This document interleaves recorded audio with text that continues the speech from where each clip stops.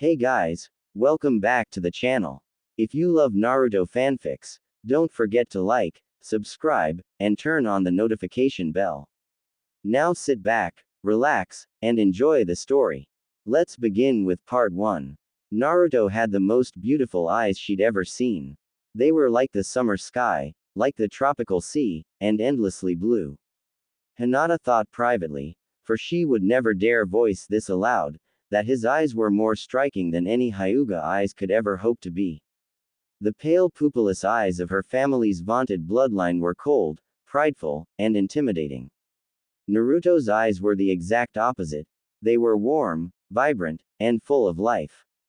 Naruto's eyes were almost too pretty for a boy, she decided.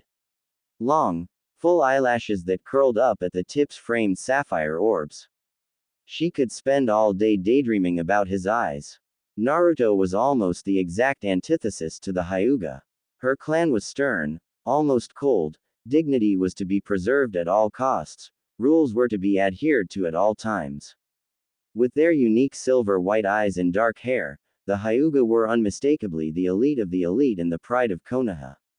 Naruto, on the other hand, was anything but. He was an unrecognized orphan with no background. He embodied chaos and flaunted the rules.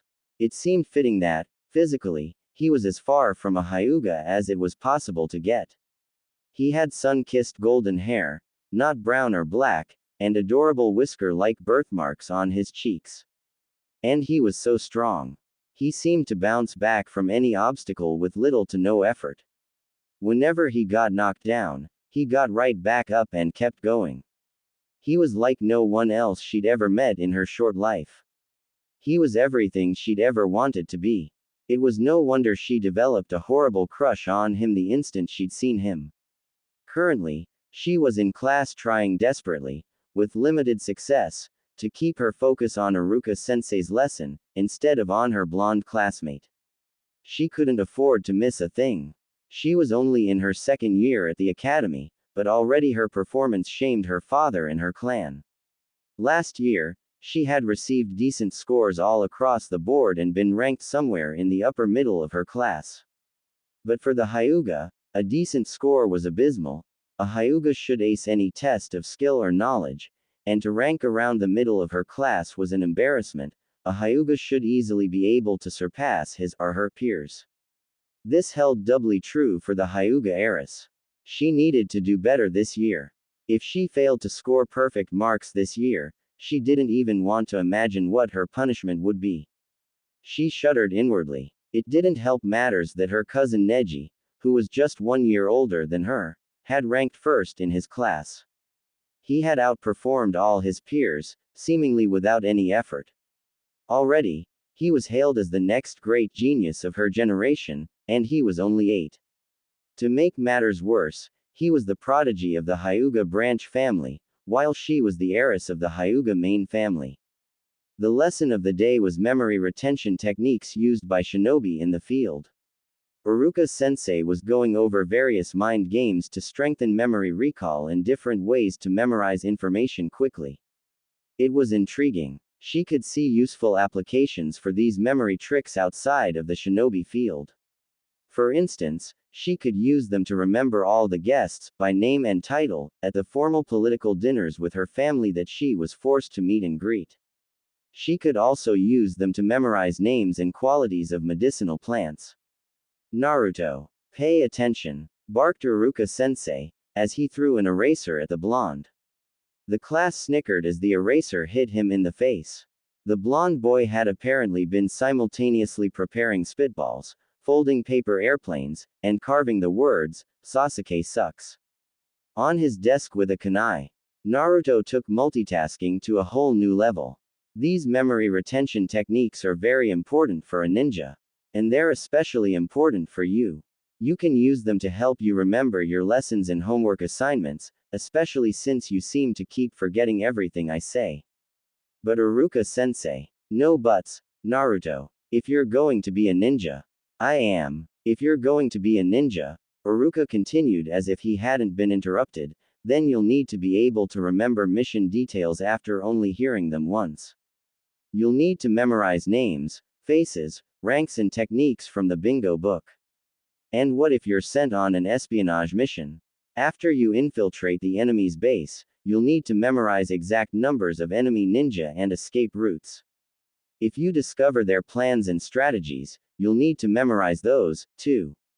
You'll need to do all this without writing any of it down. Hi, Iruka-sensei, Naruto said with a gusty sigh, rubbing his head where the eraser had struck. Cheer up, Naruto. You can also use these techniques to memorize my lectures. Iruka grinned. Tell you what, if you can prove to me that you've mastered these memory retention techniques, I'll let you get away without taking notes in class for a week, because I'll assume you will memorize the lectures instead. All right, Iruka-sensei. Why didn't you say so before? Naruto pumped his fist in the air. Hinata almost giggled at his behavior. He was just so full of life. That applies everyone else, too. The rest of the class perked up at that announcement. Iruka continued with the lecture. Now, as part of the midterm exams next week, you will be expected to demonstrate your ability to retain information using the memory techniques that we just discussed. An audio recording of 5 different mission details and 5 hypothetical conversations between enemy ninja will be played once, for the entire class, first thing in the morning. So don't be late. After lunch, you will write down every detail that you can remember from all 10 scenarios. Your grade is based on how much detail you have memorized. The class groaned. Your homework assignment for this week will be to practice all of these memory techniques using these. Iruka held up a cassette tape from a box on his desk. Make sure you each take one before you leave today. Each of these tapes contains 60 minutes of different scenarios you may encounter in the field, as well as a handful of bingo book entries, mostly well-known ninja. I expect you to listen to the tape, write down what you can remember, then go back and listen again, to see how much you were able to remember. The lunch bell rang, signaling the end of the lesson and the beginning of the lunch hour. The class, as one entity, swarmed out the doors of the academy and into the fresh air outside. Hinata noticed that her crush was lingering behind, deliberately waiting for all the other students to exit. He must want to speak with Iruka-sensei in private. She was torn, hesitating just outside the classroom. It was wrong to eavesdrop on other people's conversations. Hinata knew this. But the chance to find out more about her crush was so tempting. In the end, her curiosity overrode her conscience. She stayed where she was, out of sight of both Naruto and Iruka-sensei, but not out of earshot. Iruka-sensei. Both Iruka and Hinata were surprised at the hesitant tone coming from the normally confident blonde. Yes, Naruto, what can I help you with? Asked Iruka kindly. It's about our homework assignment. The assignment is very straightforward. I know it might not be fun. But if you master these techniques, it'll really be good for you, encouraged Iruka. It's not that, sensei, Naruto said in a small voice. Hinata had to strain to hear him. I don't own a cassette player, he said in a rush. At Iruka's look of surprise, he hurried to explain himself. I don't own a cassette player. And I can't purchase one. The stipend I receive for my school expenses won't cover something like this. I barely have enough for our textbooks and practice kunai and shuriken since those are so expensive. For someone like Hinata who had been trained from a young age to read both body language and tone of voice, the shame of having to admit to money problems was crystal clear. Can I borrow a tape player for the week? Please. I promise I won't damage it. Naruto asked hopefully. Outside, Hinata was momentarily stunned to hear that her crush couldn't afford something as simple as a tape player. Then she berated herself for her lack of insight. She knew he was an orphan. Coming from one of the richest clans in Konoha, she'd never had to worry about money. Still, that's not a good excuse. Of course, he wouldn't have money. He was an unrecognized orphan with no inheritance and he was too young to work. She was so distracted by this revelation that she completely missed what they were saying next. Naruto, Iruka said slowly. What do you mean when you said that your practice kunai and shuriken were expensive? Those things are dirt cheap. Practice kunai and shuriken intended for academy students were usually damaged or blunted and just one step away from being melted down for metal. I know approximately how much Naruto receives from the Orphan Scholarship Fund. It should be more than enough. I buy them from the main weapons shop downtown, by the Hokage Tower. They're cheapest there. Everywhere else is more expensive. I've checked. But they still cost about 2,500 yen a pair. Naruto looked down. 2,500 yen a pair. That's at least 5 times more than practice weapons are worth. Naruto was being deliberately overcharged. Iruka knew that the villagers despised Naruto's existence. He was ashamed to admit that, for a while, he had as well. Until Naruto had entered his classroom, he'd never thought much of the blonde, if he thought of him at all. But in the year that he'd been teaching Naruto, he had become fond of the little troublemaker. Naruto was just a boy, very much like Iruka had been. Naruto was quickly becoming the little brother he'd never had. Of course, Iruka had always been aware that the villagers were rude and unkind to Naruto. But to charge over 5 times what the practice weapons were worth. This was the first time he'd really understood, in his heart, and really saw, with uncovered eyes, how Naruto was abused and mistreated. Iruka seethed internally with anger. He took deep breath to try and calm himself. Naruto, still looking down, missed the dark look that crossed Iruka's face. Listen, Naruto, I'm sorry, I guess I never realized that ninja tools would be so expensive. Iruka thought furiously, how could he help Naruto without injuring his pride? More importantly, without bringing up the injustices Naruto was suffering. That would lead to too many questions he couldn't answer. I know, but as an instructor for the academy, I receive significant discounts on practice weapons for academy students, he lied through his teeth. At least the smile on his face was genuine. So the next time you need to buy them, come to me first, okay? I can help you buy them for much less than what you're paying now. Really? Wow. Thanks a lot, Iruka-sensei. You're the best. Naruto's enthusiastic shout brought Hinata out of her self-chastisement. Unfortunately, that won't help you right now.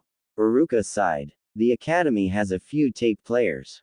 But I'm afraid that students aren't allowed to use them without supervision and they aren't allowed out of the classroom. Naruto's shoulders drooped. The best I can do is to let you stay in here with me during lunch times. You can use the tape player to practice then. Hinata slipped her hand into her pack. Fumbling a little, she felt for the cold, hard plastic of her own personal tape player. In a rare moment of indulgence, she had splurged and purchased a little player for herself, so that she could listen to her favorite music whenever she wanted. She could help him. This was her chance. She could give Naruto her player. The Hyuga weren't the richest clan in Konoha for nothing. There were several other tape players scattered about the estate that she could use for her assignment instead. But, if she gave it to him now, then Naruto would know that she'd been eavesdropping. What would he think of her? Would he hate her for spying on him? Her heart trembled with indecision. To run forward, or to run away. What should she do? In an alternate time and place, Hinata did not move. She did not offer him her tape player.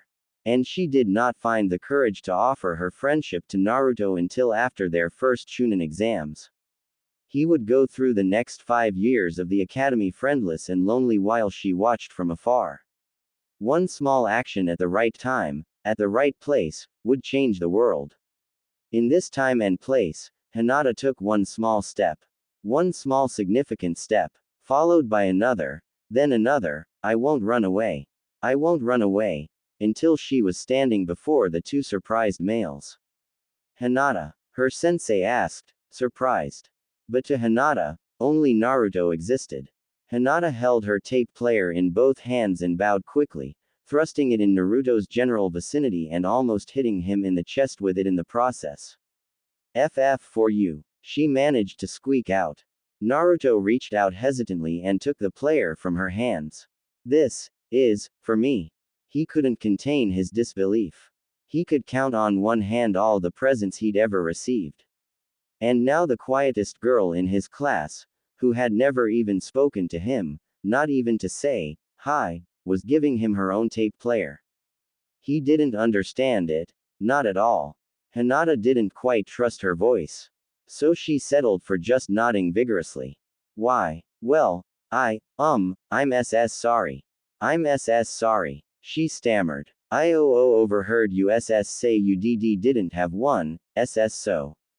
Her voice trailed off and she shut her eyes in a futile attempt to avoid the revulsion that they must be feeling at her shameful confession. Oh why did she not run away? Naruto would certainly hate her now. She had just confessed to deliberately spying on him. There was no way she could possibly justify her actions. The next several seconds were the longest in her life. She dared a peek at her crush, only instead of anger or disgust, which she fully expected, she saw wariness. You heard me say I needed a tape player. And you want to give me yours? Hi. He gave her a long searching look. Just as she was about to fidget nervously, the wariness in his face vanished, replaced by happiness. Suddenly, she was nearly knocked over by an exuberant blonde who had enthusiastically thrown his arms around her. Thank you. All sentient thought ground to a halt. His beautiful eyes, the ones she'd spent hours daydreaming about, were so close. Too close. Hinata felt her cheeks burning. The sudden rush of blood to her face left her stumbling, and on the verge of fainting. Naruto had already overbalanced with his joyful movements. With an extra cheerful shake, he almost sent both of them crashing into the ground. Luckily, Naruto was able to right himself and her at the last moment, saving them from an undignified tumble. But in doing so his face came dangerously close to hers. For 3 full seconds, Hinata could feel his eyelashes brushing against her cheek. Naruto let go almost as quickly as he'd tackled her, leaving her head spinning. Now that there was distance between them, she remembered to breathe again. Thanks, Hinata, you're the best. And with those parting words, Naruto dashed outside. Iruka smiled at the still blushing girl as straightened his desk.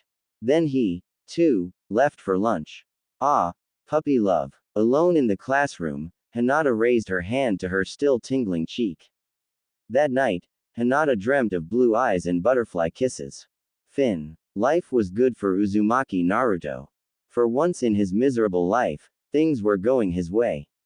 He and Hinata had spent hours playing cat's cradle every day after class.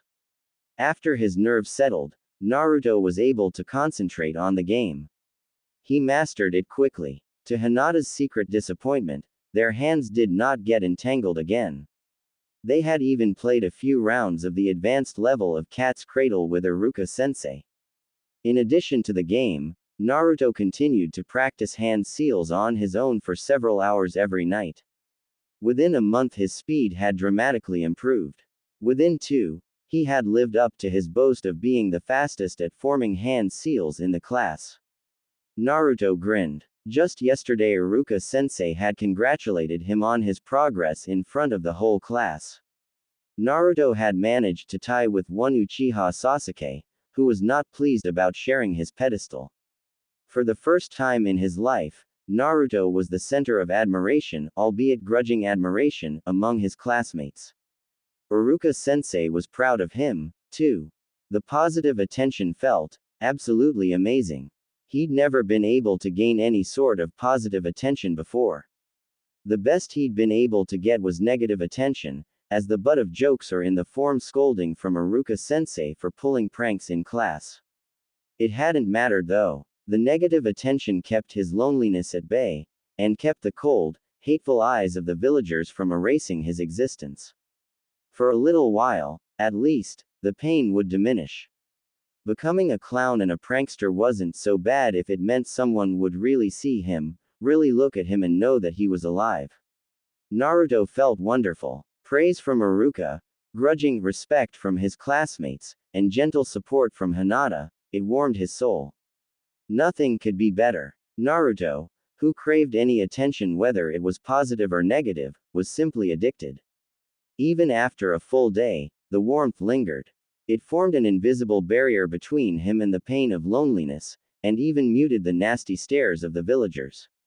In an alternate time and place, Naruto became a clown and a prankster because no matter how hard he tried or how hard he worked, he was still the dead last at the academy. He was not stupid. He just wasn't given the tools to succeed. Any attention was better than no attention. In this time and place, Naruto, with a little help, had achieved some academic success and loved the praise and recognition that came with it. Now that he knew it was possible, and it was even better than he imagined, Naruto was determined to do it again. He would work hard and pay attention in class. He was going to be the best damned ninja he could be. Who wanted to be laughed at when he could be admired and respected? He wasn't going to be a clown. That kind of recognition was unpalatable now that he'd had a taste of real recognition. And so, the world changed. Well, Naruto thought for a moment and grinned mischievously. He could still pull a few pranks every now and then for old time's sake. Life was good, but there was one thing that could make it better, aside from becoming the Hokage, Hinata. Although he spent the day with her just yesterday, he already missed his friend. His friend. Just thinking the word in his head made him giddy. Sure, Hinata was a strange girl. But that only made her more special in his eyes. They had talked a lot while playing cat's cradle. Okay, so he had talked a lot while playing cat's cradle. Naruto was surprised at some of the things he discovered. She was a lot of fun to be with. She had a great sense of humor, when he could get her to stop being so proper, and she was a great listener. When she listened, Naruto felt like he had her whole attention. He felt number. He knew he was important to her. When he was with her, the pain of loneliness, of being hated for reasons he didn't understand, wasn't just diminished, it completely melted away. She was his precious friend. He couldn't wait until the weekend was over and he could see Hinata again. Hinata dreaded weekends. They couldn't go by fast enough for her. She knew she was an embarrassment to her clan. The fact that she was sent to the Ninja Academy for public instruction instead of being privately trained by her father or a senior Hyuga clansman was proof enough. When her father sent her to the academy, he had washed his hands of her ninja training. Hinata had inadvertently overheard him speaking to one of the elders. Flashback. Are you certain you want to send Hinata to the Ninja Academy? Asked Hyuga Hideki. As an elder of the Hyuga main branch, he was a traditionalist and always questioned the changes in tradition. Hinata has shown very little aptitude in her training. I will not waste my time on training her. She can attend the Ninja Academy and learn the ninja ways there. Hinata is the Hyuga family's successor. When she graduates the academy, she will become a genin. Missions that genin undertake have the possibility of death. If she dies on a mission, then she is a defect. A weak defect who dies on a genin-ranked mission is not needed by the Hyuga. And there is still Hanabi. As you say, Hiyashi-sama. Flashback. Knowing that her father thought so little of her hurt deeply. Even though she was an embarrassment, sent away to the academy for her ninja training, Hinata was still the Hyuga heiress. This meant that weekends were spent with her father's advisors, never her father, training to become the next clan head. Her Hyuga teachers were stern taskmasters. A nod of approval was rare. Success was expected as a matter of course. Errors were met with harsh reprimands. They were nothing like Iruka-sensei. She was drilled for hours in politics, diplomacy, etiquette, economics, and law, all things necessary for an accomplished clan head. That wasn't so bad. In fact, Hinata was naturally adept in those subjects. She rather enjoyed them. While her teachers never praised her progress, at least they never criticized her either. It was her other lessons, the ones for Jiyuken, the Hyuga gentle fist style, that she dreaded. She could never seem to meet the expectations set for her in Jiyuken. Her Byakugan had trouble seeing all the tenketsu, the chakra points in the chakra circulatory system. Her chakra control wasn't good enough. Her stance was weak. Her speed was lacking. Her defense was poor. Against other Hyuga children she was easily defeated. For the heir, that was simply unacceptable. She cringed at her terrible performance in Jiyuken. She rubbed at the painful bruises that dotted her arms and legs. Her Jiyuken instructors, and her sparring opponents, did not hold back. Ever. Training sessions in Jiyuken were always painful. Often excessively painful, Hinata thought. The one bright spot to her weekends was Hanabi. Hinata adored her baby sister. The toddler was just starting to speak in full sentences. Hanabi was the only person in her family who was always happy to see her. Onisan. Play with Hanabi-chan. Her mistakes and failures didn't mean anything to the child. To her, Hinata was not the family disappointment. To her, Hinata was simply her big sister. The one who played with her, the one who always made time for her, the one who sang her songs and tucked her in at night. Training in the Byakugan and in Jiyuken typically started at the age of 3. In just 1 year, Hanabi's training would start. And Hinata was afraid, so very afraid, that when it did, she would lose Hanabi. She was afraid that Hanabi would become like the rest of her family. Cold, unfeeling, and intolerant of weakness. Intolerant of Hinata. The thought of losing Hanabi made her want to cry. She pushed those thoughts aside as she headed for the family dojo. It was time for Jiyuken training. Her heart sank when she saw the person standing beside her instructor. NN Neji Nissan. Neji glared. You will spar with Neji today. Let us hope you have improved. Itadakimasu. Naruto slurped happily away at his ramen. After the Hokage, Iruka-sensei and Hinata, old man Tuki, who was the owner and chef of the Ichiraku ramen stand, and his daughter Ayame were his favorite people in Konoha. They had always been kind to him, treating him just like any other customer. Most of the other food sellers refused to serve him. If they did, they went out of their way to make the experience as unpleasant as possible. The familiar atmosphere was relaxing. While he ate, Naruto imagined that Tuki was like a gruff uncle and Ayame was like an older cousin to him. They always made time to chat with him and ask him how he was doing, even when they were busy. Speaking of which, so Naruto, when are you going to introduce us to your new friend? Asked Tuki, as he worked. The knife in his hand flashed as he chopped green onions for garnish. You wanted to meet Hinata-chan. Of course, we do. Silly. Ayame rolled her eyes and lightly bopped him on the head with a long wooden spoon. You've only been talking non-stop about her for the last 2 months. I feel like I know her already. We'd love to meet her. Her father nodded in agreement. Any friend of our best customer is always welcome here. Thanks. Naruto beamed. We usually hang out and train after class until she has to go home for dinner with her family. I think we can skip training on Monday and come straight here after class instead. We've been working really hard, so skipping every now and then won't hurt. That sounds wonderful. We'll be expecting you, so don't forget. Admonished Ayame. I won't. Naruto lifted his bowl and quickly drank the broth. Gochizu-sama. Naruto hopped off his stool, but Tuki stopped him before he could leave.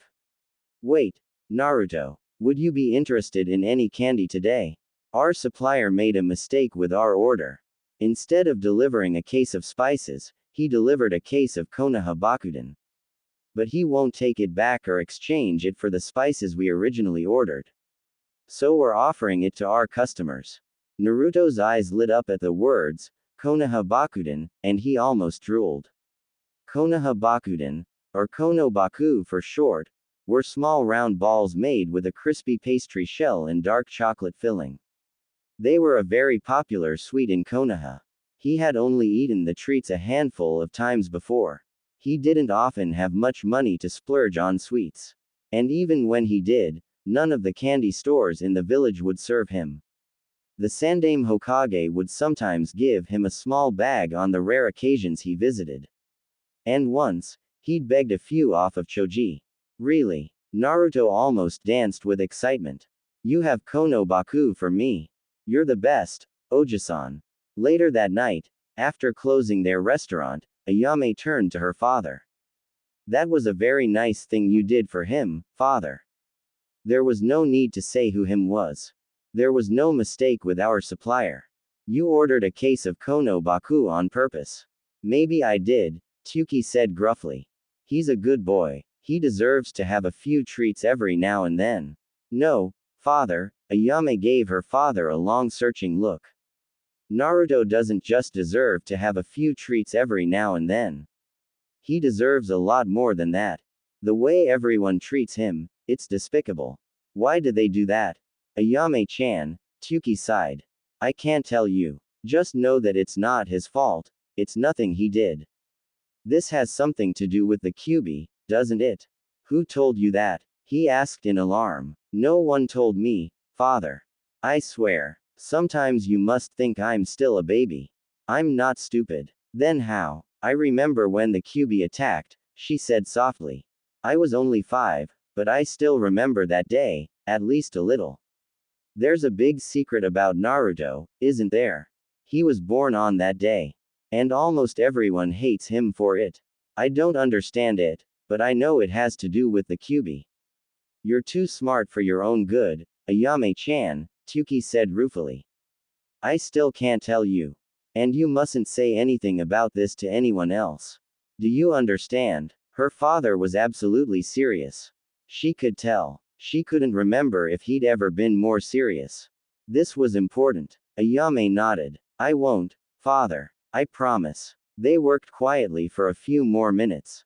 Then, father. Yes, Ayame-chan, let's order more treats for Naruto in the future. Tuki smiled softly. I am so proud of you, my daughter. After putting in some target practice, Naruto wondered if he should just go home. It was a beautiful day, not too warm, not too cold. The air was crisp, and the sun was shining. The day was just perfect. Naruto decided against it. Instead, he made his way to the Konoha Public Park. He would enjoy the rest of the day at their bench. Well, it wasn't really theirs. It was a public park, after all. But since the bench was off the beaten path, not many people used it. Naruto and Hinata had used it as their spot for playing cat's cradle. The bag of Konobaku balls rattled in his hip pouch and Naruto was sorely tempted to eat them right away. No, I'll wait. I want to share them with Hinata-chan. He'd never shared anything with a friend before. He had only watched enviously as other kids shared toys and snacks with each other, but never with him. As he neared his destination, Naruto was disappointed to see that someone was already there. He frowned. Whoever it was probably wouldn't want to share the bench with him. As he got closer, he could make out more details. It was a child, probably about his age, sitting curled with her arms around her knees. And that person was crying. In fact, Naruto thought that person was strangely familiar. He or she reminded him of Hinata. Then with a start, Naruto realized that it was Hinata, Hinata who for once was not wearing her large beige jacket. Instead, she was wearing a black t-shirt and black training pants. Without the coat, she looked smaller and more vulnerable. And, were those bruises on her arms? Naruto rushed forward in alarm. She was crying and she was hurt. Hinata-chan, what happened? Are you okay? Hinata had been thoroughly defeated by her cousin Neji. Her instructor watched impassively as the cousins sparred, if it could be called sparring. Hinata never stood a chance. Neji had the most potential of any Hyuga in generations. After losing painfully yet again, and getting dropped by a right hook to her temple that had gotten past her guard, Hinata lay dazed and panting on the tatami mats of the dojo. When it became obvious that Hinata could no longer continue, her instructor finally spoke. Flashback. It seems there has been no improvement. You failed to land even single hit on Neji. Your guard is so weak as to be non-existent. Next week, we shall attempt to improve it. Pain is an excellent motivator. Perhaps this shall encourage you to work harder. You are dismissed. He did not help her up. Hinata heard only one set of footsteps leaving the dojo. Surprised, she turned her head to find that Neji had remained. It will not matter whether or not you work harder. We are all bound to our fates. I was born to serve the Hyuga main branch. You were born weak, and you will never reach my level. It is futile to try.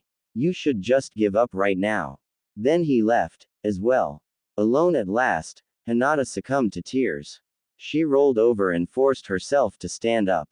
It hurt to move. It hurt to breathe. She tried so hard. Why was she still so weak? Was Neji right? Should she give up and accept her failures? All of a sudden, the Hyuga estate felt suffocating. Within its walls, she was constantly criticized, never accepted. She did not want to be there. If only she were a bird, she would fly away and never come back. Flashback. Hinata did not know how she got to the park and to their bench. She did not remember leaving the Hyuga compound. In this place, where she held happy memories, she let herself cry. If only she could be more like Naruto. Almost as if the thought conjured him, he was suddenly there and full of concern. Hinata-chan. What happened? Are you okay? Naruto could have kicked himself. What a stupid thing to ask. She was obviously not okay. Hinata's head snapped up in surprise. She tried unsuccessfully to dry her tears and hide the evidence of her distress. Naruto could see that, in addition to the set of bruises on her arms, her lower lip was split and there was another bruise forming on her right cheek. Suddenly he was angry. Who had hurt her? Who had hurt his friend? Hinata-chan. Naruto softly repeated the question, what happened to you?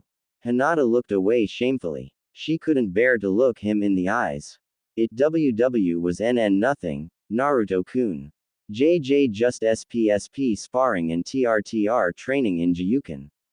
You look awful. Hinata winced. Naruto spoke fiercely, sparring and training is what we do in class.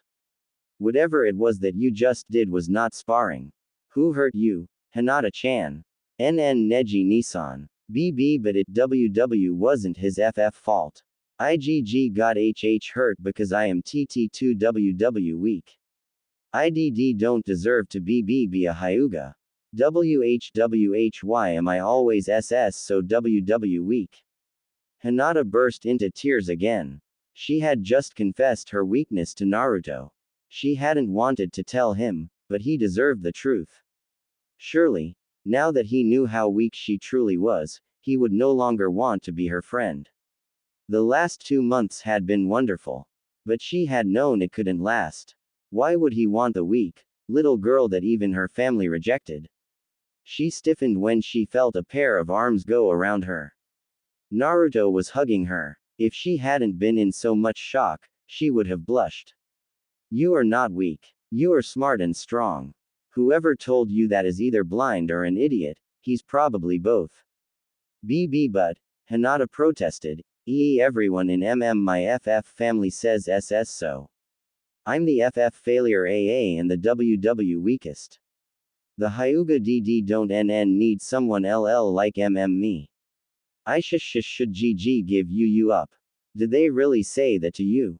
Naruto asked softly. With every word that came out of her mouth, Naruto felt the burning anger in his chest grow.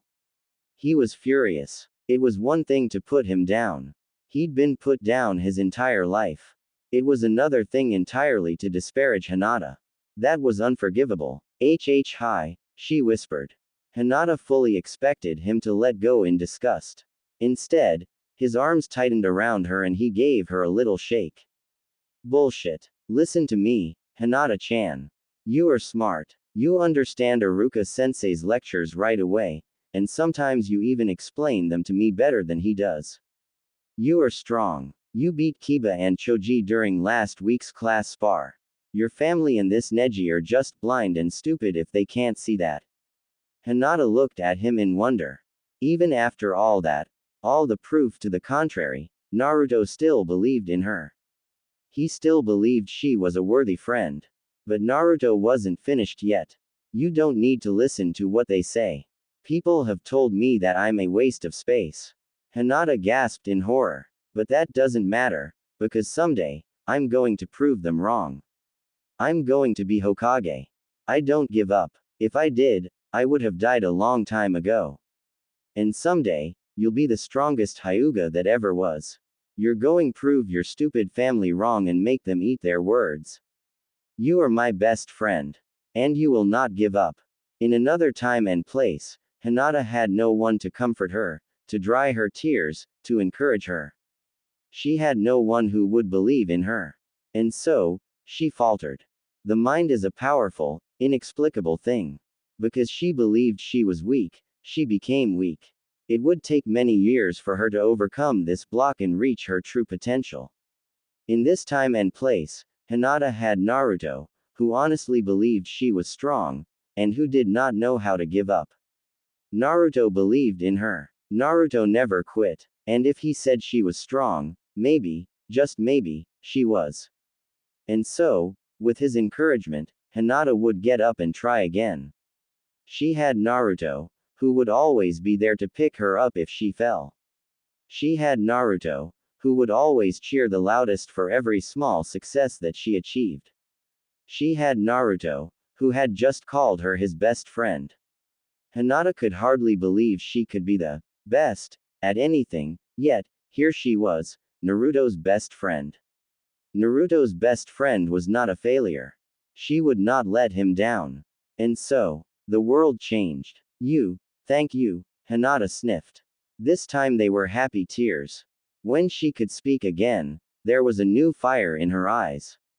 You're right, Naruto-kun. I'm not done fighting yet. Next time, I'll hit Neji Nissan BB back. That Neji won't know what hit him. Naruto grinned, relieved to see that Hinata was feeling better. They sat side by side in comfortable silence, just enjoying each other's presence and the beautiful weather, until Naruto remembered his surprise.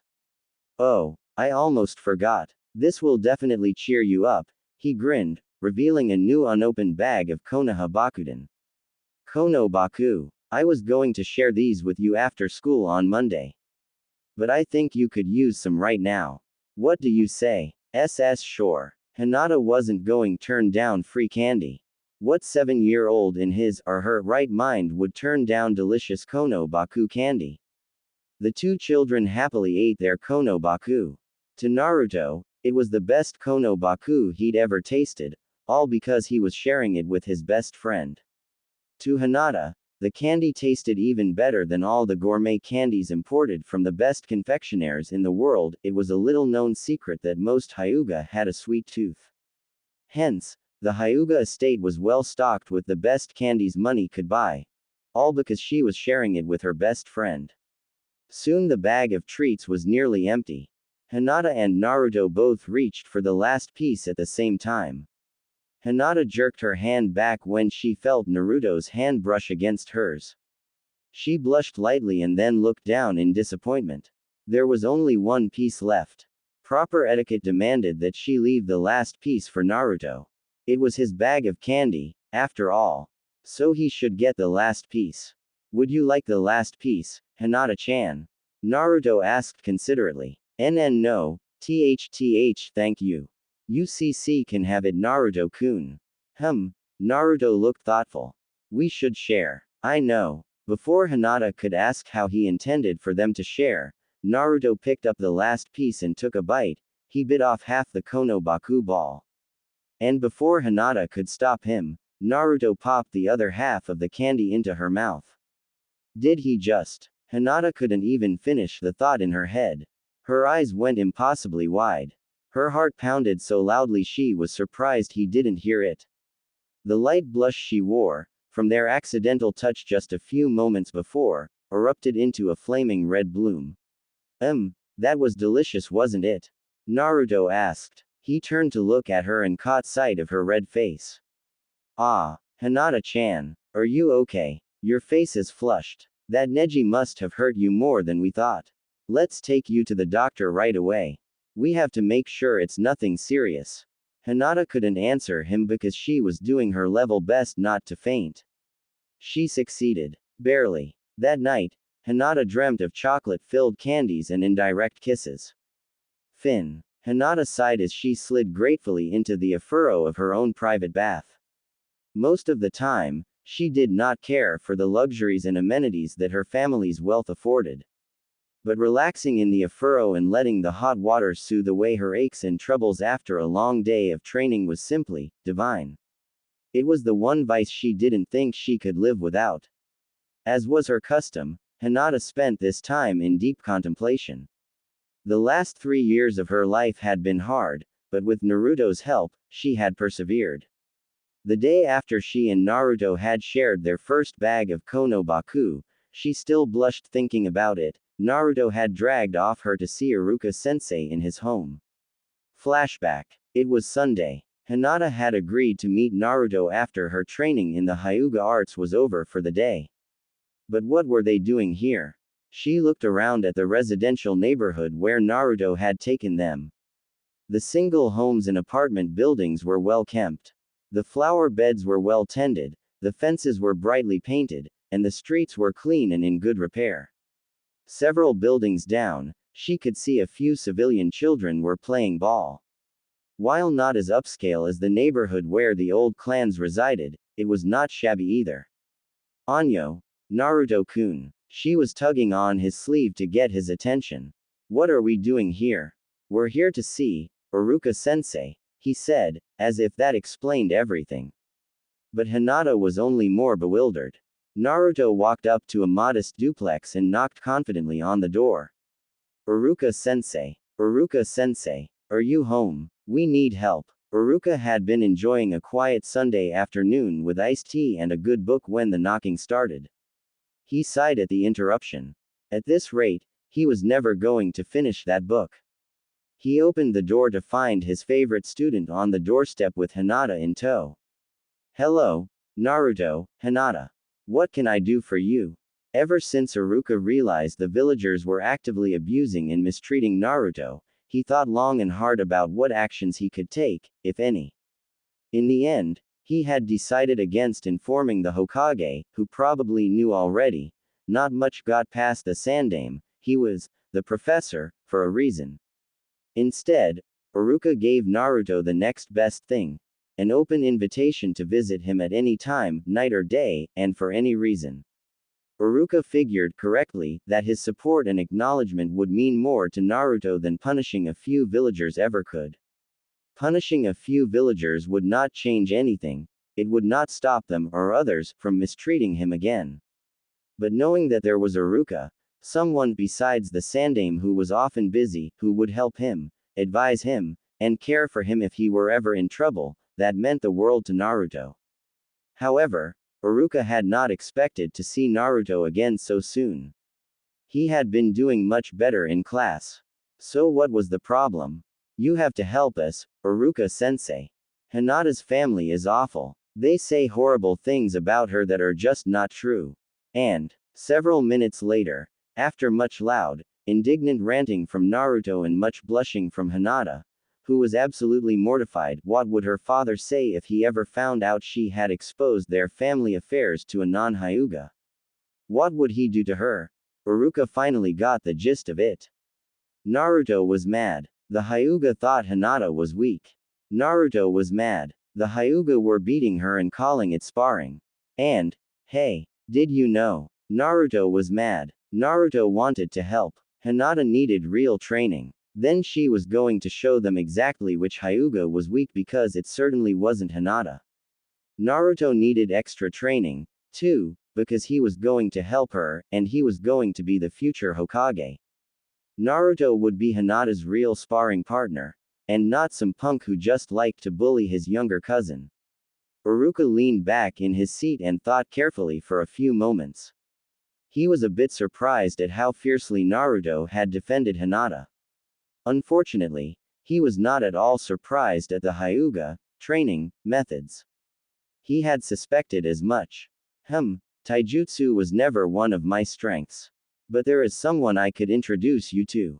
Not only is Maeda Guy the foremost taijutsu master in Konoha, but he's also worked extensively with other Hyuga in the past. He's very, passionate about his field of expertise. I know he'd be more than happy to help you.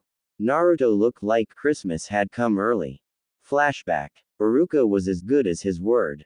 He had introduced them to one Maeda Guy, the self-proclaimed green beast of Konoha, and one of the best taijutsu masters in all of Fire Country. Flashback. I can see clearly that these two are in the springtime of their youth. Yosh. I will fan the flames of their youth and they will be the best taijutsu fighters of their generation or I shall run 5,000 laps around Konoha.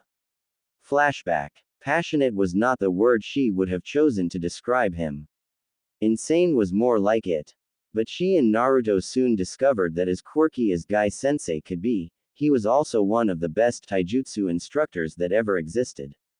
Hinata and Naruto joined Guy Sensei's workouts at 5 a.m. every morning. They would spend at least 2 hours training with him before going to class. The first hour was usually dedicated to physical conditioning, geared towards increasing their stamina, including laps, push-ups, sit-ups and even more laps. During the second hour, Guy Sensei helped them with their taijutsu. He taught Naruto the basics of Goken. Though Guy Sensei was not a Hyuga, he had worked and sparred with many Hyuga in the past. With his passion for anything related to taijutsu, he had learned as much about Jiyuken as it was possible for a non-Hyuga to learn, which was quite a substantial amount. Hinata was certain that if the Hyuga elders on the clan council were to discover exactly how much Guy Sensei knew of their fighting art, well, Furious wouldn't even begin to cover it. In just the first month, Guy Sensei had been able to teach Hinata more about Jiyuken than she had learned in an entire year from her weekend Jiyuken instructors. And much to Hinata's great relief, his teaching methods were significantly less painful. Soon, Rock Lee, a third-year academy student, joined them in their morning routine. Lee had malformed chakra coils, and could not mold chakra for jutsu. But he was still determined to become a ninja. It was his dream.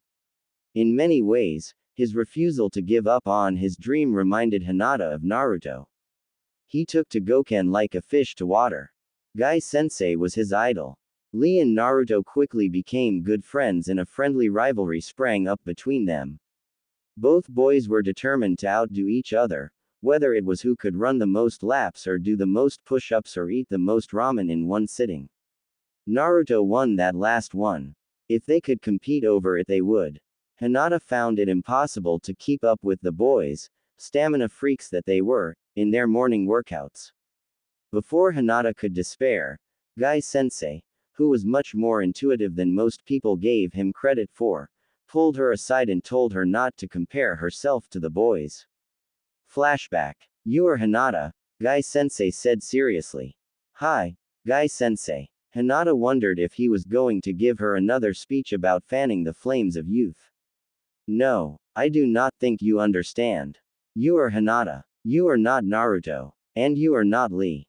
You should not compare yourself to either of them, just as they should not compare themselves to you. We each have our strengths and weaknesses, which is why most ninja are placed on teams, so that their teammates will support them, just as they support their teammates. No one is without weaknesses. Naruto and Lee will always have more stamina than you. They will always be physically stronger, as well. This is fact. Hinata shrank into herself, ashamed. Was her new teacher telling her she was weak? But, she tried so hard. Was it not enough? Before she could despair further, Guy Sensei continued. But, and listen to me carefully, Hinata, Naruto will also never have your chakra control and Lee will never have your flexibility. You are all unique. If you must compare yourself to someone, as a gauge of your progress, then you should compare yourself to you. IDD don't understand, Guy Sensei, Hinata confessed. You should compare yourself to the Hinata of yesterday. If you can run one more step than you ran yesterday, if your chakra control is just a little bit better than it was yesterday, if you can fight harder and faster than you fought yesterday, if you can dodge today what you could not dodge yesterday, and block what you could not block yesterday, then the Hinata you are today is a better, stronger person than the Hinata you were. If you do this, then I am proud to call you my precious student. Guy Sensei is proud of me. Hinata was almost overwhelmed. The last person to be proud of her had been her mother. But it had been so long since her passing that the memory was fuzzy and indistinct. Could she do all that? Could she be better than she was yesterday? Could she win against the person she was yesterday? Yes. Hi, Guy Sensei. In true Meta Guy fashion, Guy smiled, showing gleaming white teeth, and gave her a thumbs up. Flashback. Hinata took Guy's words to heart, and applied the principle to her Jiyuken training. She set small goals at every training session, including her weekend training sessions with the Hyuga. She stopped comparing herself to her cousin Neji because she was Hinata, not Neji. She stopped comparing herself to her other sparring opponents, too. And most importantly, she stopped losing heart whenever she lost a match because it didn't matter if she lost, as long as she didn't lose to herself. Gradually, almost imperceptibly, she improved. Flashback. I will not stop until I hit Neji at least once. Hinata repeated the mantra as she forced herself to get up yet again. Her body was begging her to quit. It was too tired, too spent. It wanted to collapse and recover. But, I will not stop until I hit Neji at least once. And then, she did. It was just a glancing blow to his shoulder, and more luck than anything else. It was not even a vital hit. But that didn't matter. She did it. Perhaps you have been paying attention, after all, her instructor told her, as she lay panting on the floor of the dojo. That is all for today. I wonder whether you can repeat this feat, or not. Neji waited until he was gone. Although Hinata could not see her cousin's expression from her position on the floor, she could feel his fury. His voice could have frozen magma. Lady Luck will not favor you a second time. You are still the weakest of the Hyuga. It has been determined by fate. You will not succeed again. Flashback. Neji was wrong. Hinata did succeed again, and many more times since that day.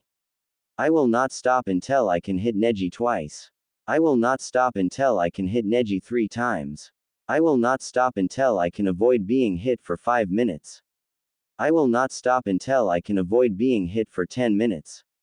I will not stop until I can avoid being hit for 20 minutes. I will not stop until I can perform Hake Rokujuyansho, 8 divination signs, 64 palms of the hand, 3 seconds faster than before. 5 seconds faster. 7 seconds faster. Hinata sighed ruefully. Neji could still wipe the floor with her. But each time, she made it harder and harder for him to do it. She refused to go down without a fight. A small vindictive part of her danced with glee each time she was forced to spar with him because she intended to make each victory hurt.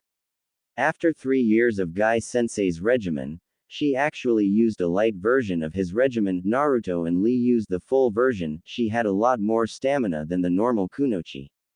Neji had to work to defeat her now. In a few more years, at the rate she was improving, his victories would no longer be so certain. Today was a good day.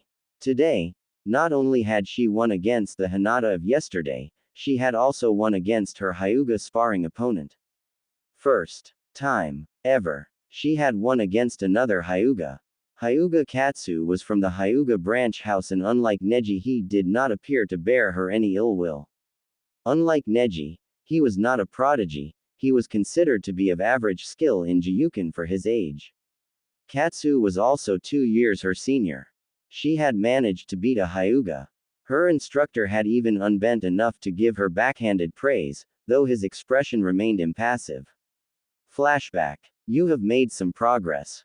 Continue as you have and you may yet become semi-proficient in Jiyuken. Perhaps when you become clan head, you will not horribly embarrass the Hyuga, after all. Flashback. Hinata realized with a start that the water was cold. She had been so lost in her thoughts that she didn't notice how late it had become. She stepped out of the afuro and wrapped a fluffy robe around herself. It was time for bed. She needed to be up before 5 a.m. for her morning training. She couldn't wait to tell Naruto and Guy-sensei all about her first victory against Hyuga Katsu. They would be so proud. The next morning, Guy-sensei, Lee, and Naruto reacted exactly as she'd expected. Guy-sensei cried happy tears for her and proclaimed her to be a beautiful blossom in the springtime of youth. Lee pumped his fist in the air and told that he'd never doubted that she could do it. Naruto had laughed and declared that they would celebrate by going to Ichiraku's, then he picked her up and swung her around until she was dizzy. Hinata soaked up the approval and praise like a sponge. Celebrating at Ichiraku's, that sounded like a date. Even though they had eaten there many times before, and even though Hinata knew Naruto didn't mean it that way, she couldn't stop herself from imagining that it was a date. It was one of the happiest moments of her life. For once in her life, Hinata felt like she could conquer mountains. For a moment, she absolutely believed that one day, she would achieve her dreams, until cold harsh reality brought her daydreams crashing down. On the way to the academy, Naruto made a confession that wounded her heart. Hey, Hinata-chan, Naruto sounded, inexplicably hesitant. I wanted to ask you for your opinion on something. What is it, Naruto-kun? Hinata asked curiously. I was wondering what you thought of Sakura-chan. I mean, you're a girl, right? So I don't know, what do you think of her? Sakura-chan. Oh no, dread tore away the happiness she had felt just moments earlier. And, was Naruto-kun blushing? He was. A light pink suffused his whiskered cheeks. She needed to know. Did he like Sakura? Why do you want to know? Hinata congratulated herself for not stuttering. Ah, because. Naruto blushed harder and Hinata's heart sank. He put his hands behind his head and looked away. Well, because I think Sakura-chan's kind of cute and she's pretty smart, too. Do you think she'd go on a date with me, if I asked? Naruto-kun had a crush on Sakura. Suddenly, Hinata couldn't look at him. She swallowed the lump in her throat and blinked back tears. She didn't speak until she was sufficiently composed and she was sure her voice wouldn't betray her. Naruto, who was still self-conscious about his confession, didn't notice her hesitation or her distress. I don't know, Naruto-kun. Sakura and I are not close. She looks like a nice girl. Oh, Hinata cringed at how despondent he sounded. She had to do something. She had to say something. No matter how difficult it was or how miserable it made her. But I think that Naruto-kun should follow his heart. If you truly like Sakura, and if Sakura-chan is what makes you happy, then you should do your best and see what comes of it. You are Uzumaki Naruto. And you always do your best, right? Naruto visibly brightened, making Hinata feel simultaneously better and worse. Her emotions were giant jumbled mess, and she still wanted to cry. You're right, Hinata-chan. I was feeling a bit depressed. But I feel better now. Naruto grinned. Do you mind if I go on ahead? I want to see if I can find Sakura-chan before class starts. Yes, I mind very much. Please, I don't want you to go. Of course, not, Naruto-kun, she murmured instead. Good luck. Sakura is a lucky girl. Thanks, Hinata-chan. Hinata watched him dash off. Never in her life had she wanted to be someone else so badly. Why couldn't Naruto-kun like her, instead? She recalled her father's words from long ago, they haunted her in her darkest moments. A defect, that's all she was. She was lying to herself if she tried to believe any differently. Sakura was prettier and smarter. If she made Naruto happy, then Hinata could accept that, eventually. She had to accept it. She would accept it. She would. She could accept that Naruto only wanted to be her friend, and nothing more. Liar. It was late afternoon. As promised, Naruto and Hinata were on their way to Ichiraku's for a celebratory bowl of ramen. The route they usually took to get to Ichiraku's from the Ninja Academy took them by a long stretch of road lined on one side by a tall wooden fence that was perhaps 100 yards long. When he was 8, Naruto had declared that fence perfect for balance training and proceeded to walk along on top of the fence. Fence walking was more difficult than it appeared. The depth of the fence was perhaps half an inch, at most. Naruto learned the hard way, taking many falls in the process, to keep his center of gravity centered, to look straight ahead and not at his feet, because as counterintuitive as that sounded, looking at his feet was the fastest way to lose his balance, and to place one foot directly in front of the other.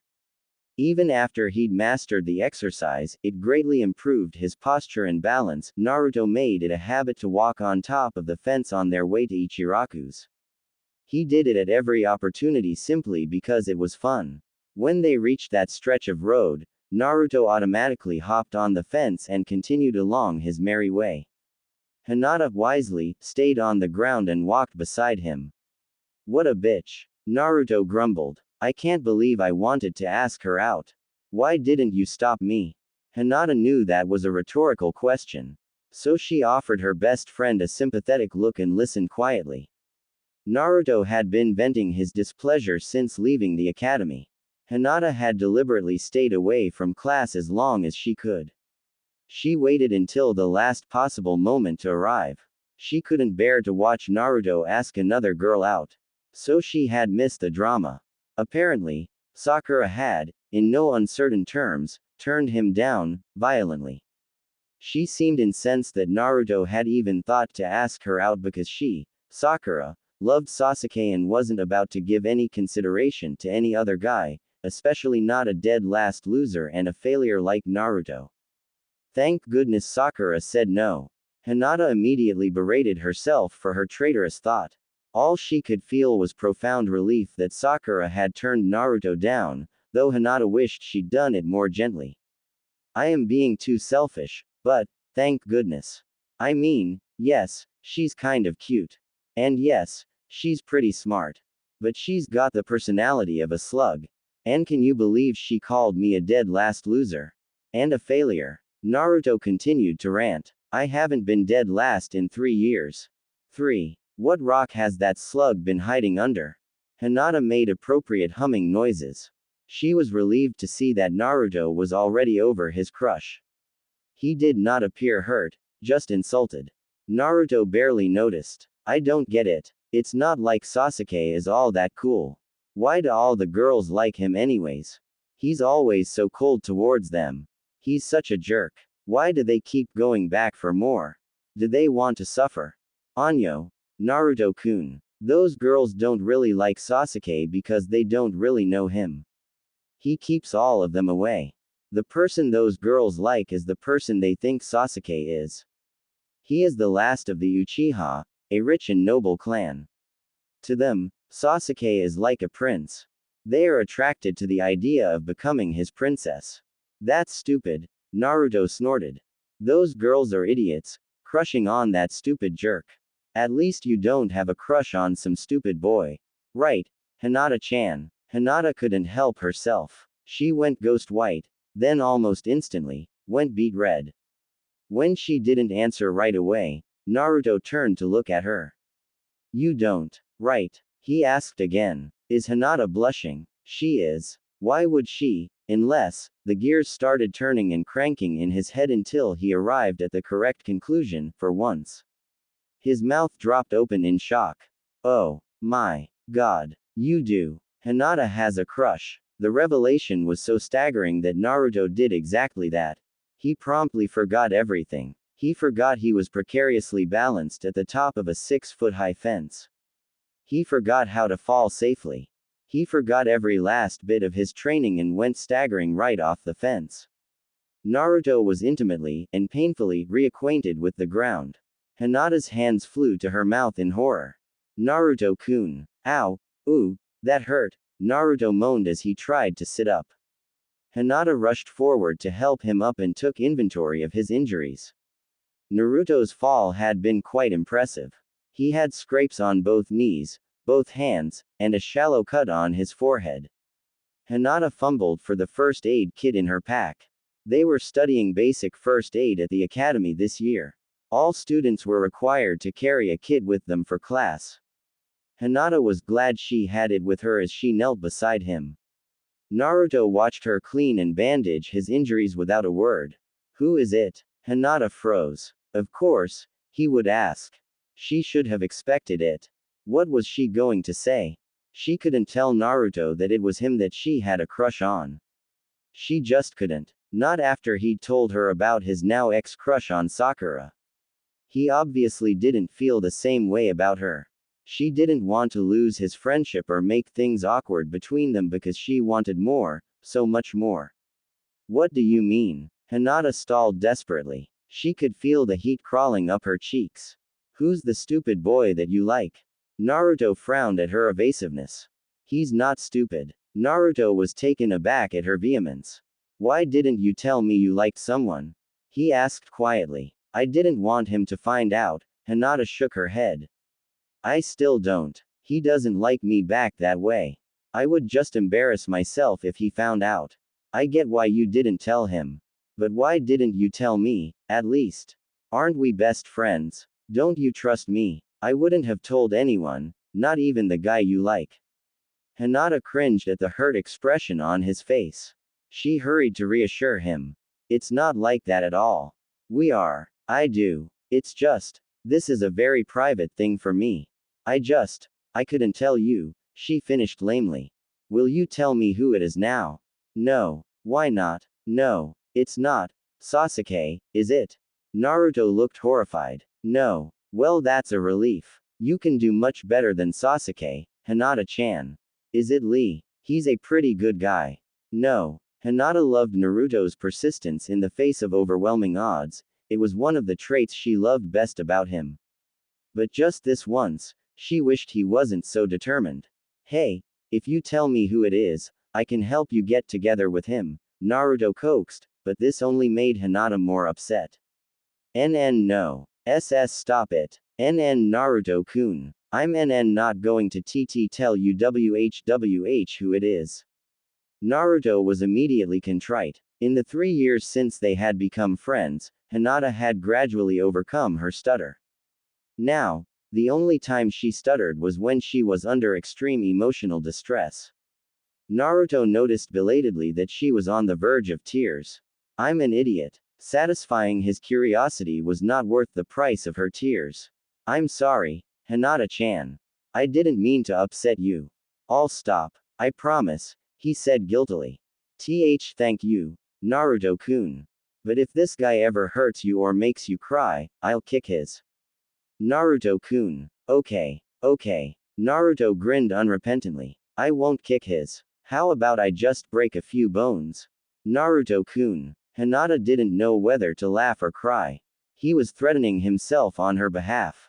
He didn't love her the way that she loved him, but he did love her, as a precious, best friend. It was enough, for now. In the end, she settled for smiling weakly. Hinata finished applying the last bandage. She was done, except for one thing. One thing that she'd always wanted to do for Naruto, except she'd never dared.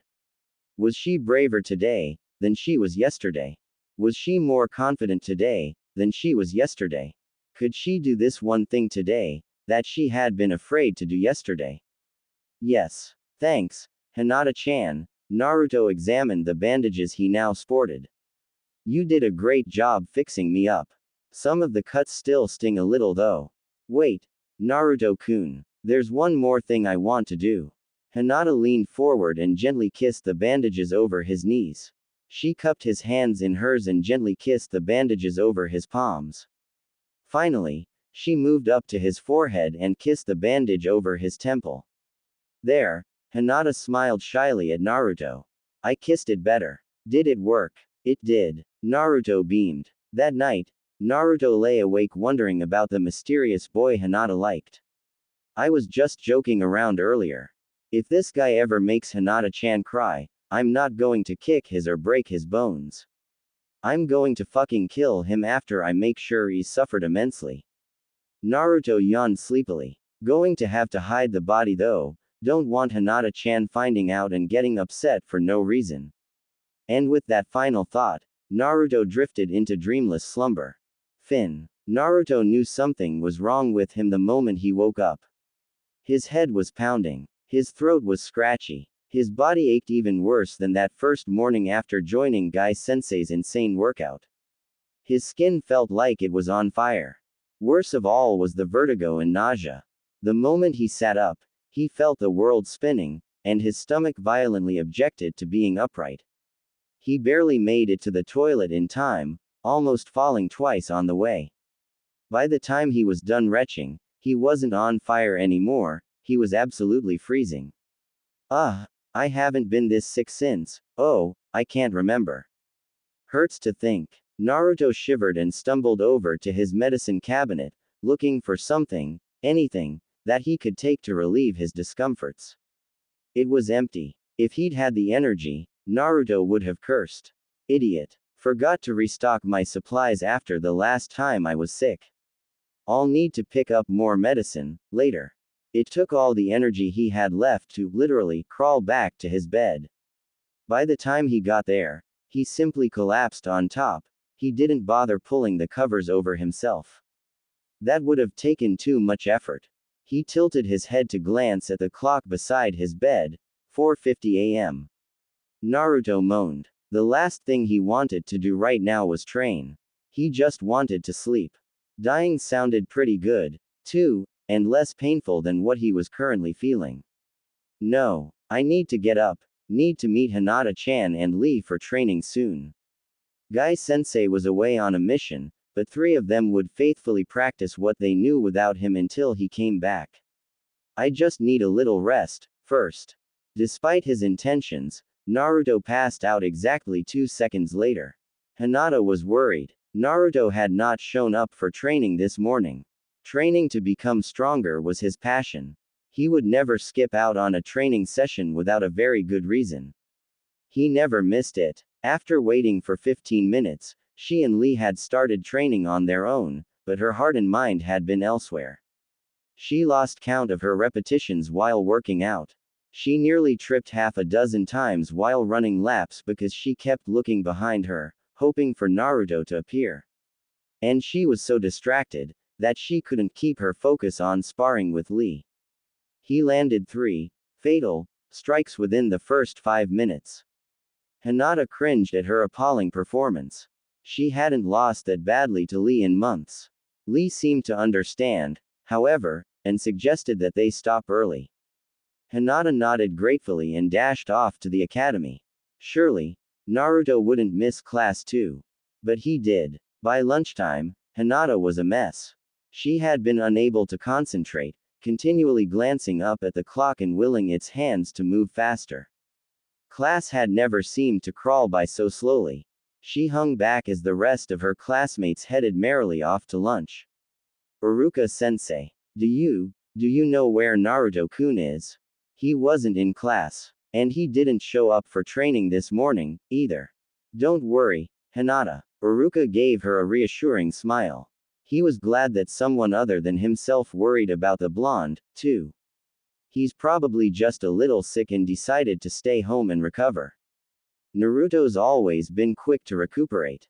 I'm sure he'll be back in class by Monday.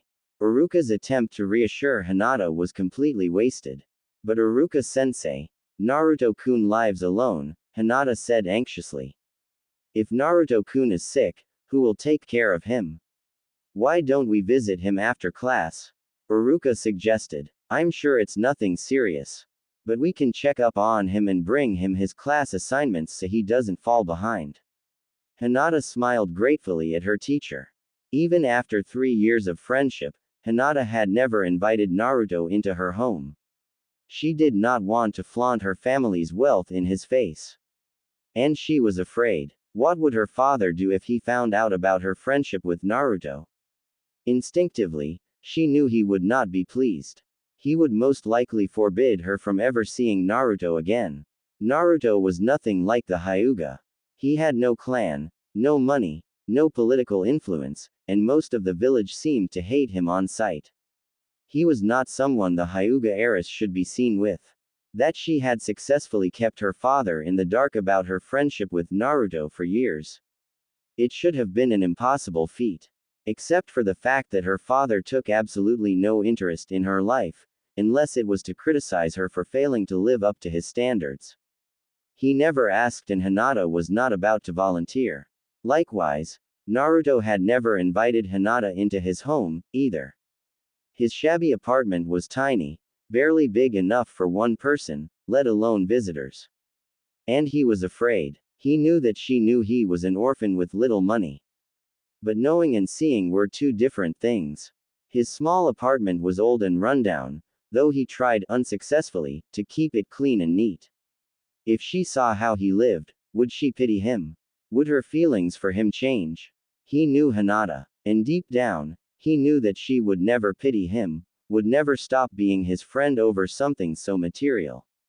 But years of neglect and verbal abuse left him overprotective of his friendships and he was unwilling to take the risk, no matter how negligible. Hence, by unspoken mutual agreement, they always spent their time together in public places, at the academy, at the training grounds, at Ichiraku's, at their park bench, or even sometimes, at Aruka's apartment. Hinata looked down at the slip of paper in her hand. Was this the correct address? She wished Aruka-sensei were with her, but he had been called away for an emergency staff meeting that would last for several hours. Aruka had apologized and quickly penned Naruto's address for her before he had to leave. The building was old and dilapidated. The paint was peeling and faded, though sections of newer paint covered the walls at uneven intervals. Hinata suspected that someone had attempted to conceal graffiti with fresh paint. She climbed a set of rickety steps to the second landing and found the correct door with no trouble. As she raised her hand to knock, she hesitated. Suddenly, she was very nervous. She was standing right outside Naruto's home. What if he told her to leave? She was there uninvited, intruding on his privacy. Would he be angry? But, what if Naruto was truly sick? She would never forgive herself if she didn't help him. And she needed to know that he was okay. She was so worried about him. She wouldn't run away. Naruto had woken several times during the day, but opted to stay in bed. He needed to get food and medicine. He needed to eat to replenish his energy. But he lacked the will to follow through. Just thinking about food, even ramen, was enough to make him nauseous. Earlier, he tried drinking a little water. Although the cool liquid soothed his throat, it made his stomach do somersaults. And he was so tired. He briefly wondered how long it would take for Aruka-sensei to come check on him. Aruka-sensei was the only person he could think of who knew where he lived and who would notice his absence and want to check up on him. Neither Hinata nor Lee knew where he lived. Guy-sensei was still away on a mission. And while he knew the Sandaime cared, he was the Hokage and much too busy to see Naruto on a daily basis. Thinking about the very short list of people who cared about him only depressed him further. He slept fitfully. The illness prevented him from resting comfortably, until he was roused by a knock on the door. Please, let that be Aruka-sensei. I could really use his help right about now. Naruto stumbled to the door. It wasn't Aruka-sensei, but it was another welcome face. Hinata-chan, what are you doing here? Naruto blinked in confusion. Naruto-kun. Hinata was alarmed by Naruto's appearance. He looked terrible. His face was pale, his eyes were too bright and his voice sounded rough as sandpaper, even his normally spiky hair hung dull and limp. He was using the door for support. Hinata kicked off her shoes and hurried to help him back into bed. I was worried about you, Naruto-kun. You didn't show up for training or class. Sorry about that, Hinata-chan. Don't worry about it. Hinata put her hand on his forehead and gasped. He was burning up. You have a high fever. Did you take anything for it? No, I ran out of medicine and forgot to get more. I'll go get some for you then, Naruto-kun. I'm sorry for being such a bother. You're not a bother at all. Just rest. Okay, I'll take care of you. Thank you, Naruto murmured. Her words touched him deeply. No one had ever said that to him before. Not even Aruka or the Sandaime. Most people took great delight in telling him the opposite or worse, and he had learned to take care of himself at an early age because no one else wanted to do it. As always, her presence alone was enough to dispel his earlier depression. He hadn't taken any medicine, but he was already feeling much, much better. Content and more comfortable than he'd been all day, Naruto fell fast asleep. As soon as he was sleeping, Hinata glanced over his apartment. It was tiny. The kitchen, dining, and sleeping areas were essentially one room. A small kitchenette took up one corner of the apartment. Naruto's bed took another. There was a small dining table and one chair in the center between the kitchen and the bed. Besides the front door to the apartment, Hinata saw 3 other doors, 2 open to the toilet and the bath. The last door led to a rectangular, windowless room only just big enough not to be called a closet. It was filled with scrolls, books, kunai and shuriken, all strewn haphazardly about. Some of those kunai and shuriken were even sticking out of the walls having missed their targets. Naruto must use this room for training, Hinata mused. She checked his apartment for food. Other than some cereal, a half-empty carton of expired milk in the refrigerator, and a large box full of instant ramen cups by the front door, Hinata could find nothing else. Although she was exasperated by Naruto's lack of anything resembling real food, she had to grin at the giant box of instant ramen cups. She would pick up some groceries along with his medicine. Hinata found Naruto's keys on the table and pocketed them, so that she wouldn't disturb him when she returned. Then she hurried out to do some quick shopping. She had seen a small grocery store nearby on the way to his apartment. Naruto was dreaming. He knew he was dreaming, but didn't seem to have enough energy to wake up or to control the direction of his dream. Naruto was 4 again and back in the orphanage. When he had been 4, he had gotten very, very sick. But the matron at the orphanage, a stern lady with prematurely graying hair, had refused to believe him. Naruto had never liked any of his caretakers at the orphanage. They never beat him because they feared the Sandame's wrath, but there were 100 other little things they could and would do to make his life miserable. Matron had insisted he was faking illness to attract extra attention. As punishment, she had locked him in his room. 4-year-old Naruto climbed into bed. He had the coldest, draftiest room at the orphanage, and the thin blanket he was provided with did nothing to keep the chill away. He shivered. Naruto knew how this story ended. The Sandame would pay him a surprise visit 2 days later. He would find Naruto still terribly ill and much too thin for his age. Naruto had been unable to keep any food down during his illness. The Sandame would send for his own doctor to heal Naruto. But that was still days away. To Naruto's surprise, the dream changed. It was not as he remembered. An angel with dark hair and a kind voice came to him. He couldn't make out her face. It remained fuzzy and indistinct no matter how hard he focused. But he knew instinctively that she was beautiful. All angels were beautiful. What are you doing here? He asked her. I'm here to take care of you, Naruto-kun. Naruto thought her voice was beautiful, too. Why? You're my friend. Really? Naruto wanted to be happy. An angel wanted to be his friend. But, won't you get in trouble? He asked uncertainly. Why would I get in trouble? I'm the demon child, he told her, in case she didn't know. I don't think I'm allowed to have my very own angel. The angel didn't answer his question. Instead, here, take this, Naruto-kun. It will make you feel better. Naruto obediently took his medicine. He trusted the angel, and he wanted to feel better. He was tired of being sick. A few moments later, he was sleepier than ever. He didn't want to sleep. He wanted to talk to the angel. Go to sleep, Naruto-kun. I'll stay with you. The beautiful voice soothed him. Dream. When Hinata returned to the apartment, she found Naruto shivering in bed. He had kicked the covers off. She prepared a dose of the multi-symptom medicine for him. It would reduce his fever, alleviate his sore throat, and hopefully hasten his recovery. Naruto-kun, you need to wake up. I have some medicine for you. Hinata shook his shoulder. Naruto opened his eyes, but he didn't seem to be fully aware. He seemed confused to see her and asked why she was there. He was obviously still dreaming or delirious.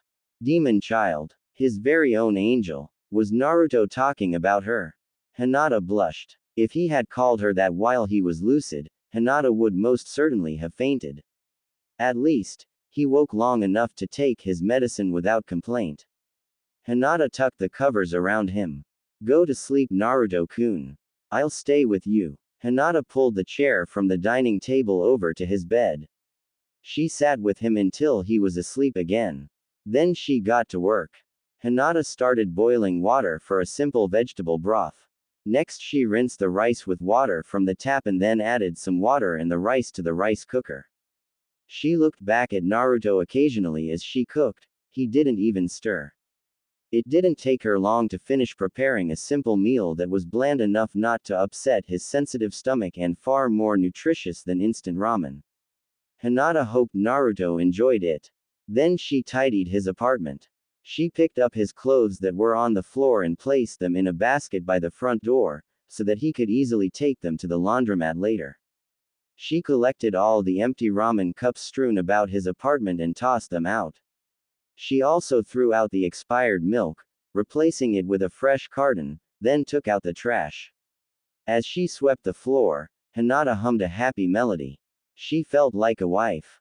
She blushed furiously at the stray thought and glanced over at Naruto. He was still sleeping. She sighed in relief. While she was unhappy that Naruto was sick, she was happy to do these little things for him. Naruto was always so strong.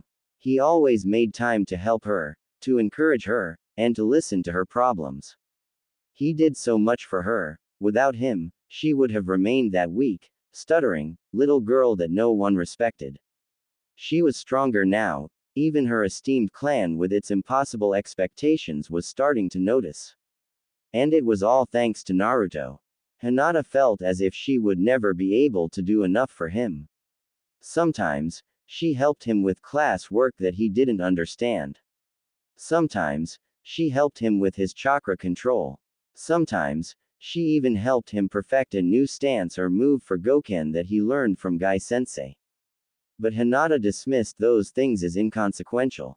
Naruto was strong and smart. He would have done all those things, even without her help. I need Naruto-kun so much more than he will ever need me. I don't want him to be sick, but this time, Naruto-kun needs me. It's my turn to be there for him. It feels nice to be needed. Naruto's apartment was so tiny, that Hinata soon finished cleaning. All the cooking and cleaning had taken less than an hour. With nothing else to do, Hinata sat beside his bed and watched him sleep. While he was sleeping, she could stare at him as long as she liked. To Hinata, Naruto was very good looking, and the whisker-like birthmarks on his cheeks were so cute. She would never tire of looking at him. In sleep, Naruto looked vulnerable. The boundless energy and determination he possessed were not evident.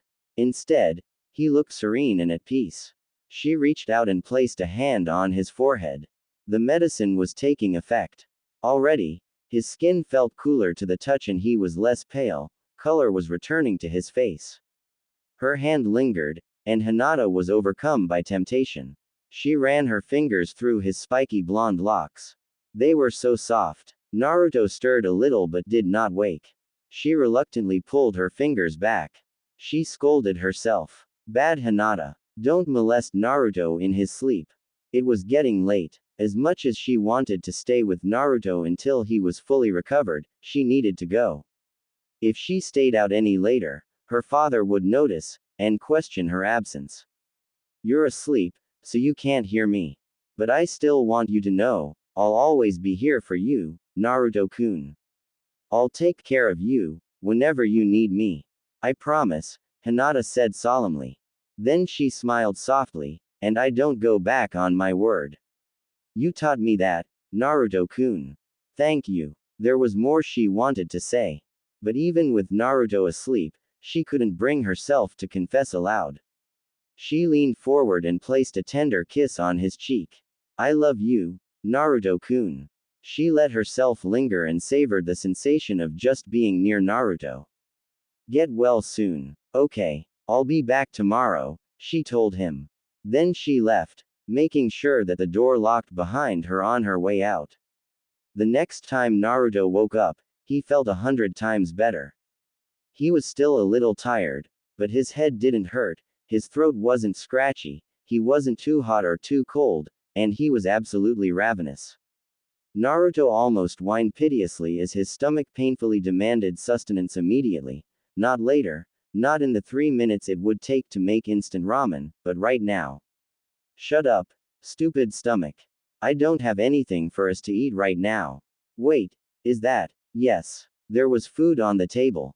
Naruto practically tripped over his own feet in his haste to get at the food.